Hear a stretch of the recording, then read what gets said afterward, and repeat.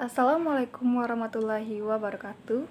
Nama saya Penny Febriani, saya berasal dari kelas 11 MIPA 5, nomor absen 29. Di sini saya akan menjelaskan sedikit materi mengenai cara membudidaya ikan konsumsi, yaitu ikan patin. Sebelum ke materi, saya akan menjelaskan apa sih arti ikan konsumsi itu. Ikan konsumsi adalah jenis-jenis ikan yang lazim dikonsumsi sebagai pangan manusia. Contoh dari ikan konsumsi yaitu ikan mas, ikan nila, ikan patin, belut, lele, ikan mujair, ikan tongkol, ikan teri, ikan tuna, dan lain-lain. Apabila kita ingin membudidayakan ikan patin, kita harus memenuhi beberapa langkah berikut. Yang pertama yaitu persyaratan lokasi. Persyaratan lokasi itu terdiri dari pertama, tanah yang baik untuk kolam pemeliharaan adalah jenis tanah liat atau lempung, tidak berporos. Jenis tanah tersebut dapat menahan massa air yang besar dan tidak bocor, sehingga dapat dibuat pematang atau dinding kolam. Yang kedua, yaitu kemiringan tanah yang baik. Untuk pembuatan kolam berkisar antara 3-5% untuk memudahkan pengairan kolam secara gravitasi. Yang ketiga, apabila pembesaran patin dilakukan dengan jala apung yang dipasang di sungai, maka lokasi yang tepat yaitu sungai yang berarus lambat. Yang keempat, yaitu kualitas air untuk pemeliharaan ikan patin harus bersih, tidak terlalu keruh, dan tidak tercemar bahan-bahan kimia beracun dan minyak atau limbah pabrik.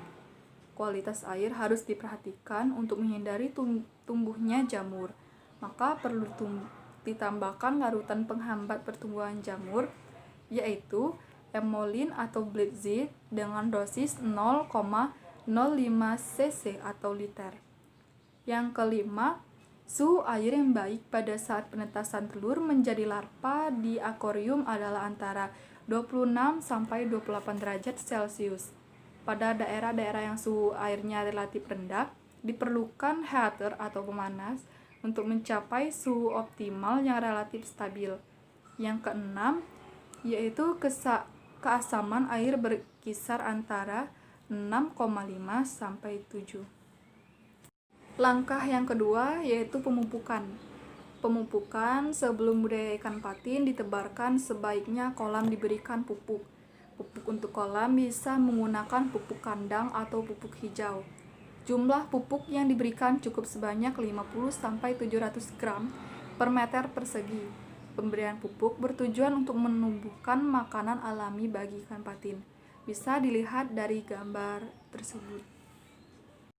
Yang ketiga yaitu pemilihan induk. Berikut ciri-ciri induk patin yang telah matang gonad dan siap untuk dipijahkan.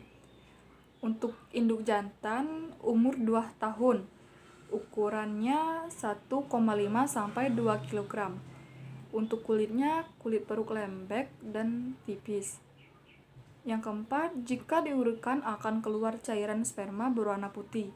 Yang kelima, kelamin membengkak dan berwarna merah tua. Untuk induk betina, umurnya adalah 3 tahun. Yang kedua, ukurannya 1,5-2 kg. Ketiga, perut membesar ke arah anus. 4. Perut terasa empuk dan halus jika diraba. 5. Kloaka membengkak dan berwarna merah tua. 6. Kulit pada bagian perut lembek dan tipis. 7. Jika di sekitar kloaka akan keluar beberapa butir telur yang berbentuk bundar dan besarnya seragam.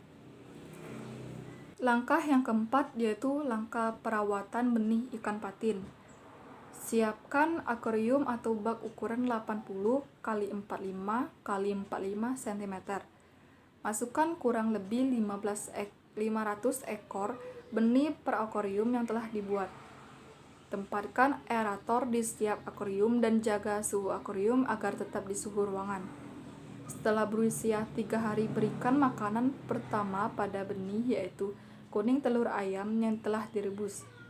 Kemudian, mulai berikan makanan hidup berupa kutu air atau jentik nyamuk. Jika sudah cukup besar, masukkan benih-benih tersebut ke kolam utama.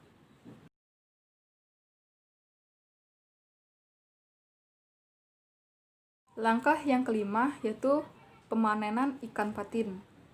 Untuk pemanenan ikan patin kita bisa menyesuaikan permintaan pasar yang biasanya antara 200 gram hingga 1 kg. Setelah 6 bulan, ikan patin sudah bisa mencapai bobot sekitar 700 gram.